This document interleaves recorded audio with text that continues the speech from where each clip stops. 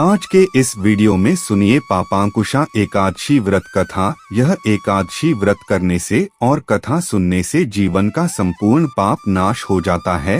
भगवान विष्णु की कृपा से यह कथा भक्तों ध्यान पूर्वक सुने तो कथा को शुरू करते हैं। अर्जुन कहने लगे कि हे जगदीश्वर, मैंने आश्विन मास कृष्ण एकादशी अर्थात इंदिरा एकादशी का सविस्तार वर्णन सुना। अब आप कृपा करके मुझे आश्विन क्वार माह के शुक्ल पक्ष की एकादशी के विषय में भी बतलाइए। इस एकादशी का क्या नाम है तथा इसके व्रत का क्या विधान है? इसका व्रत करने से किस फल की प्राप्ति होती है?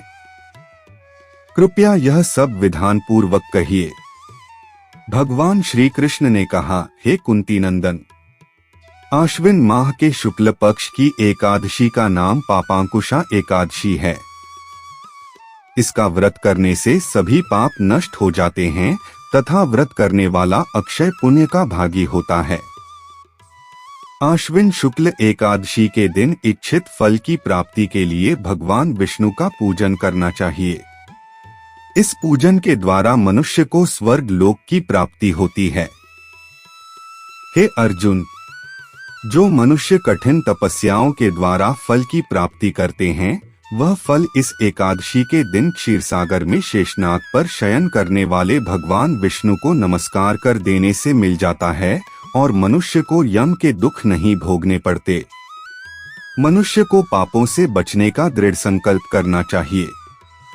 भगवान विष्णु का ध्यान स्मरण किसी भी रूप में सुखदायक और पापनाशक है, परंतु पापांकुशा एकादशी के दिन प्रभु का स्मरण कीर्तन सभी क्लेशों व पापों का शमन कर देता है। पापांकुशा एकादशी व्रत कथा। प्राचीन समय में विंध्य पर्वत पर क्रोधन नामक एक बहेलिया रहता था। वह बड़ा क्रूर था। उसका सारा जीवन हिंसा, लूटपाट, मद्यपान और गलत संगति पाप कर्मों में बीता। जब उसका अंतिम समय आया तब यमराज के दूत बहेलिये को लेने आए और यमदूत ने बहेलिये से कहा कि कल तुम्हारे जीवन का अंतिम दिन है, हम तुम्हें कल लेने आएंगे।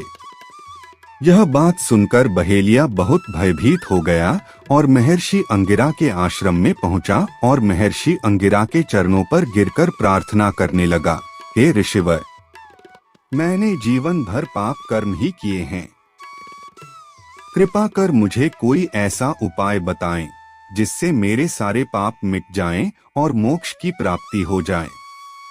उसके निवेदन पर महर्षि अंगिरा ने उसे आश्विन शुक्ल की पापांकुशा एकादशी का विधि पूर्वक व्रत करने को कहा। महर्षि अंगिरा के कहे अनुसार उस बहेलिये ने यह व्रत किया और किए गए सारे पापों से छुटकारा पा लिया और इस व्रत पूजन के बल से भगवान की कृपा से वह विष्णु लोक को गया। जब यमराज के यमदूत ने इस चमत्कार को देखा तो वह बहेलिया को बिना लिए ही यमलोक वापस लौट गए। लक्ष्मी नारायण की जय। अब एकादशी माता और तुलसी माता के व्रत कथा सुनते हैं। कहते हैं इन कथाओं को सुनने से ही एकादशी व्रत पूर्ण माना जाता है और मनोकामना पूरा हो जाता है। एक बूढ़ी माँ ने एक बार एकादशी का व्रत रखा। वाराही भक्ति भाव से पूजा अर्चना की उन्हें वृद्धावस्था में अपने पुत्र पुत्रों के सुख सुविधा के लिए व्रत रखती थी। वह दिन भर मन कठोर करके अपनी प्यास को रोक रही। दिन में पूजा पाठ किया, कथा सुनी और पंडित जी को मिट्टी के पात्र में पानी और ऋतु फल दान में दिए। दोनों भर भर के पूरा शक्कर वितरण किया। उन्हें गर्मी के कारण बहुत बेचैनी हो रही थी। किस कारण से भरी देर तक पानी में पड़ी रही और पानी के कुला करती रही। मुंह धोते रहे तब थोड़ा बहुत देर रह पाया। धूप तो तेज पड़ रही थी, इस कारण बार बार मुंह सूख रहा था। बूढ़ी माँ बहुत बेचैन हो रही थी। एक बुढ़ापा और दूसरा यह भयंकर गर्मी। वृद्धावस्था स्थिति दूसरे प्रकार की होती है, जैसे तैसे रो धोकर दिन कट पाया। अब पहाड़ सी रात उसका कटना बड़ा ही मुश्किल दिखाई दे रहा था। खटिया पर पड़े उन्हें शांति नहीं मिल रही थी। वे बार बार करवट बदल रही थी। पहले एक बार हुए बाहर जाती और भीतर आती।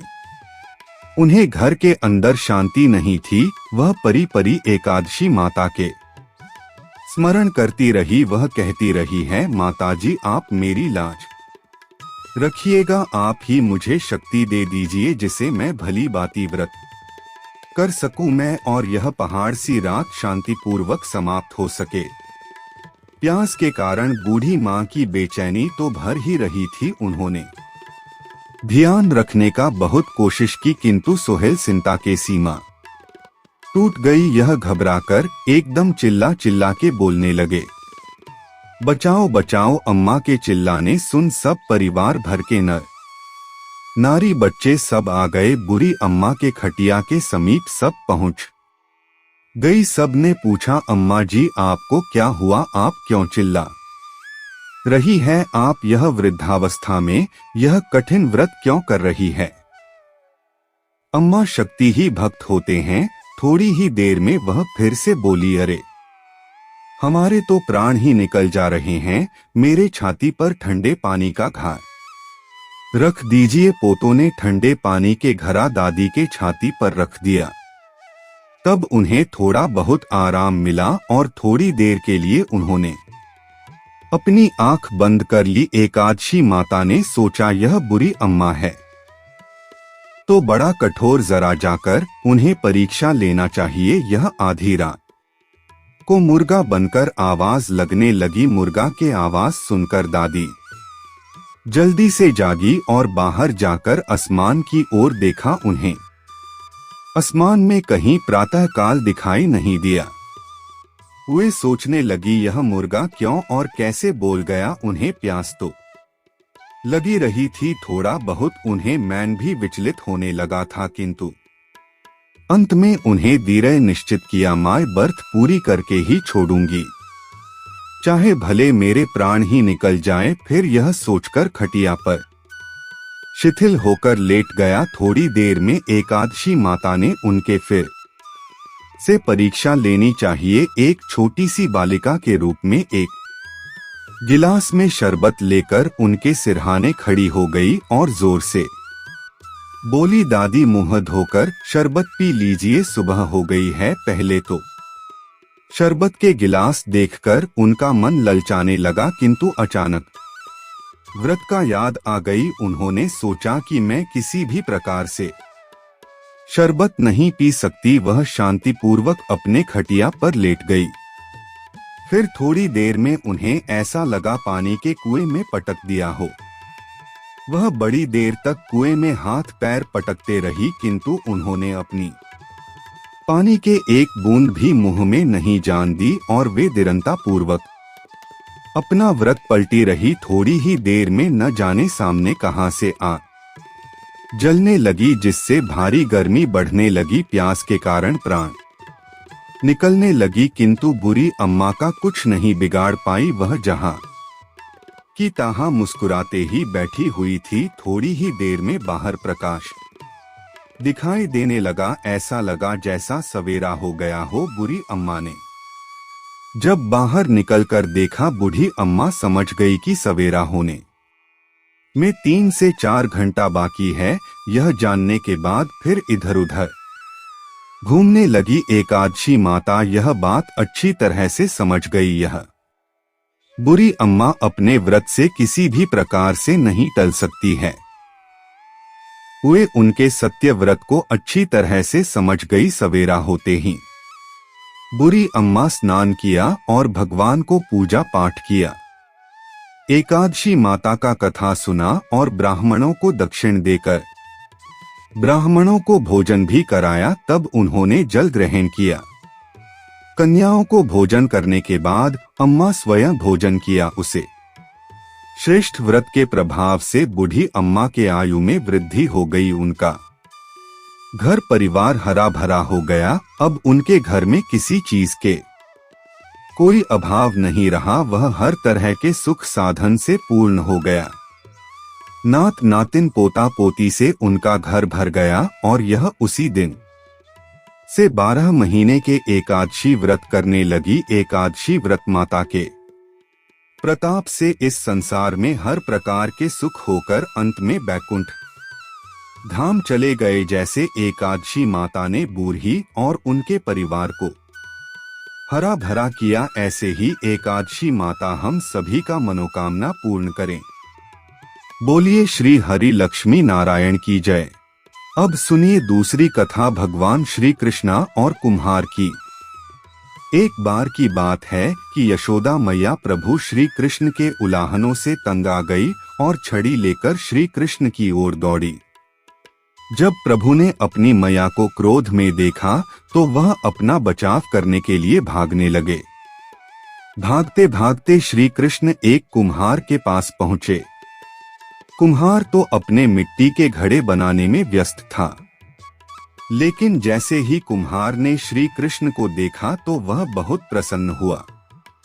कुम्हार जानता था कि श्री कृष्ण साक्षात परमेश्वर हैं। तब प्रभु ने कुम्हार से कहा कि कुम्हार जी, आज मेरी मैया मुझ पर बहुत क्रोधित है। मैया छड़ी लेकर मेरे पीछे आ रही है। भैया मुझे कहीं छुपा लो।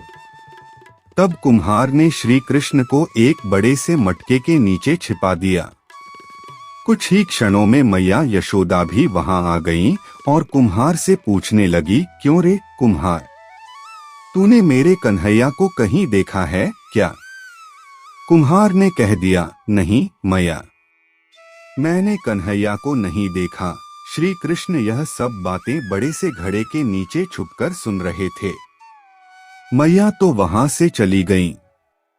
अब प्रभु श्री कृष्ण कुम्हार से कहते हैं, कुम्हार जी, यदि मैया चली गई हो तो मुझे इस घड़े से बाहर निकालो। कुम्हार बोला, ऐसे नहीं प्रभु जी, पहले मुझे 84 लाख यानियों के बंधन से मुक्त करने का वचन दो। भगवान मुस्कुराए और कहा, ठीक है, मैं तुम्हें 84 लाख योनियों से मुक्त करने का वचन देता हूँ। अब तो मुझे बाहर निकाल दो। कुम्हार कहने लगा, मुझे अकेले नहीं प्रभु जी, मेरे परिवार के सभी लोगों को भी 84 लाख योनियों के बंधन से मुक्त करने का वचन दोगे तो मैं आपको इस घड़े से बाहर निकालूंगा। प्रभु जी कहते हैं, चलो ठीक है, उनको भी 84 लाख योनियों के बंधन से मुक्त होने का मैं वचन देता हूँ। अब तो मुझे घड़े से बाहर निकाल दो। अब कुम्हार कहता है, बस प्रभु जी, एक विनती और है, उसे भी पूरा करने का वचन दे दो तो मैं आपको घड़े से बाहर निकाल दूंगा। भगवान बोले, वो भी बता दे, क्या कहना चाहते हो? कुम्हार कहने लगा, प्रभु जी, जिस घड़े के नीचे आप छुपे हो उसकी मिट्टी मेरे बैलों के ऊपर लाद के लाई गई है। मेरे इन बैलों को भी 84 के बंधन से मुक्त करने का वचन दो। भगवान ने कुम्हार के प्रेम पर प्रसन्न होकर उन बैलों को भी 84 के बंधन से मुक्त होने का वचन दिया। प्रभु बोले, अब तो तुम्हारी सब इच्छा पूरी हो गई, अब तो मुझे घड़े से बाहर निकाल दो।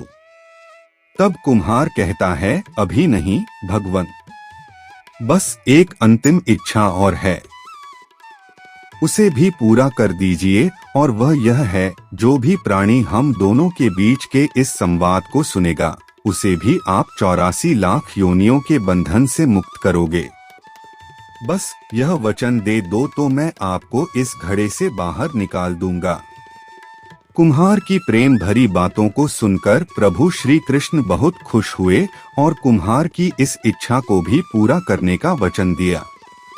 फिर कुम्हार ने बाल श्री कृष्ण को घड़े से बाहर निकाल दिया, उनके चरणों में साष्टांग प्रणाम किया, प्रभु जी के चरण धोए और चरणामृत लिया, अपनी पूरी झोपड़ी में चरणामृत का छिड़काव किया और प्रभु जी के गले लगकर इतना रोए कि प्रभु में ही विलीन हो गए। जरा सोचें, जो बाल श्री कृष्ण 7 कोस लंबे चौड़े गोवर्धन पर्वत को अपनी इक्नी अंगुली पर उठा सकते हैं, तो क्या वो एक घड़ा नहीं उठा सकते थे? लेकिन बिना प्रेम रीझे नहीं नटवर नंद किशोर। कोई कितने भी यज्ञ करे, अनुष्ठान करे, कितना भी दान करे, चाहे कितनी भी भक्ति करे, लेकिन जब तक मन में प्राणी मात्र के लिए प्रेम नहीं होगा, प्रभु श्री कृष्ण मिल नहीं सकते। एकादशी व्रत कथा तभी पूर्ण होता है। तुलसी और शालिग्राम विवाह की कथा भी सुने। नारद पुराण के अनुसार एक समय दैत्यराज जलंधर के अत्याचारों से ऋषि मुनि, देवता और मनुष्य सभी बहुत परेशान थे।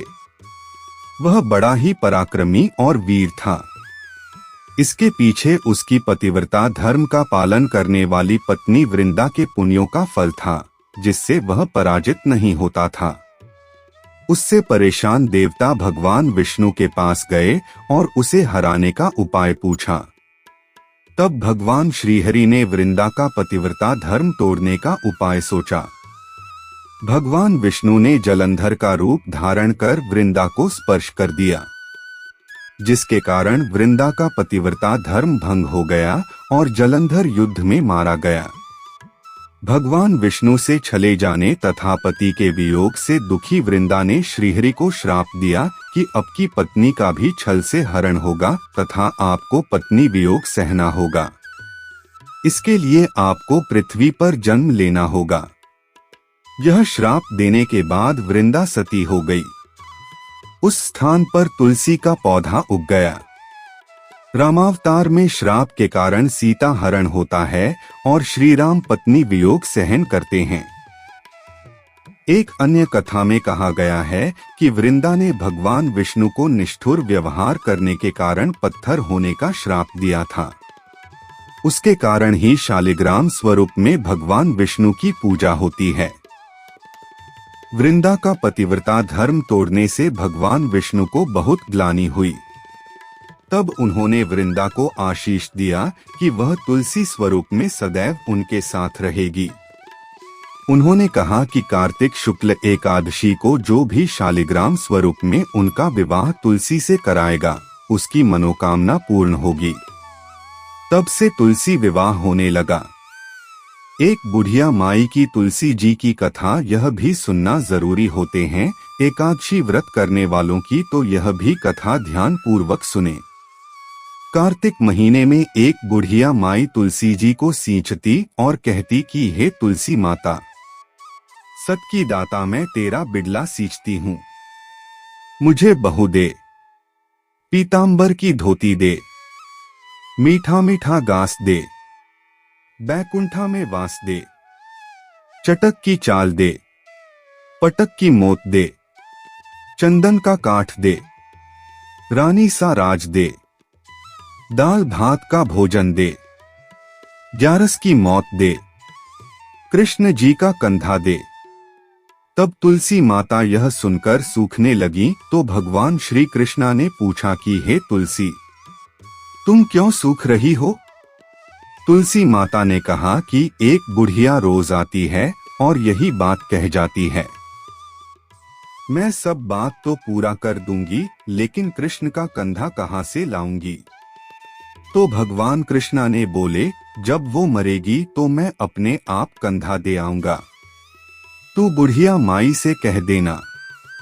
जब बुढ़िया माई मर गई, सब लोग आ गए। जब माई को ले जाने लगे तो वह किसी से न उठी। तब भगवान एक 12 बरस के बालक का रूप धारण करके आए। बालक ने कहा, मैं कान में एक बात कहूंगा तो बुढ़िया माई उठ जाएगी। बालक ने कान में कहा, ए बुढ़िया माई को मैं आ गया और कान में यह कहा। बुढ़िया माई मन की निकाल ले, पीतांबर की धोती ले, मीठा मीठा घास ले, बेकुंठा का वास ले, चटक की चाल ले, पटक की मोत ले, कृष्ण जी का कंधा ले। यह सुनकर बुढ़िया माई हल्की हो गई।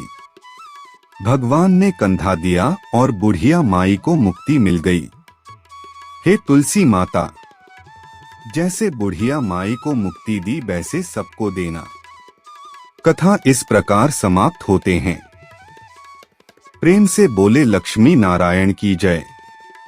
लक्ष्मी नारायण के चरणों में मेरा बार बार प्रणाम है मैं यही चाहूँगा सभी का मनोकामना पूर्ण हो। अगर वीडियो पसंद आए हो तो लाइक कीजिए और चैनल को सब्सक्राइब कीजिए। इंदल वॉइस चैनल को हमारे इस चैनल पर व्रत कथा के रिलेटेड वीडियो अपलोड होते हैं।